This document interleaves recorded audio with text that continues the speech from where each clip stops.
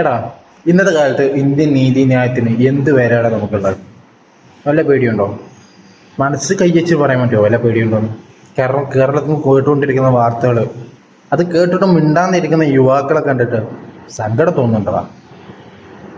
എടാ, പൊരുതി പോരാടി നേടിയ സ്വാതന്ത്ര്യം ഇന്ന് ഇത്തരം തെമ്മാടികൾക്ക് കയ്യിലിട്ട് അമ്മാനമാടി കൊടുക്കാൻ വേണ്ടിയിട്ട് കൈവിട്ട് കൊടുക്കുന്ന കളിയുണ്ടല്ലോ. എത്ര കാലം ഇന്ത്യ നിൽക്കൂടാ? എത്ര കാലം കേരളം നിൽക്കും? ഞങ്ങൾ ദുബായിക്കാരൊക്കെ എവിടുന്നാന്ന് ചോദിച്ചാൽ ഞങ്ങൾ ഫസ്റ്റ് പറയല് കേരള എന്നാണ്, ഇന്ത്യ എന്നല്ല. കാരണം എന്താ?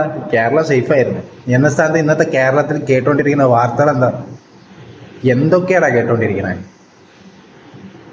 ഇനിയും മിണ്ടാണ്ട് കുണ്ടിയിലും കൈ വെച്ച് കിടന്നുറങ്ങുന്നത് നമ്മളെപ്പോലുള്ള യുവാക്കളല്ലടാ പ്രശ്നക്കാര്, നമ്മുടെ ഇതിനൊക്കെ ഉത്തരവാദികള്. എടാ, ഇനിയെങ്കിലും ആ കെട്ടുപൊട്ടിച്ച് ഇറങ്ങടാ, പുറത്തിറങ്ങടാ, സമരം ചെയ്യടാ.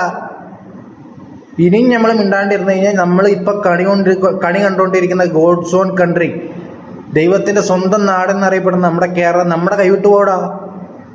നമുക്ക് ഒന്നും ചെയ്യാൻ പറ്റില്ലടാ. ഇപ്പൊ ചെയ്യണം. പിന്നെ നമുക്ക് ചെയ്യാന്ന് പറഞ്ഞാൽ ചെയ്യാൻ നടക്കൂല.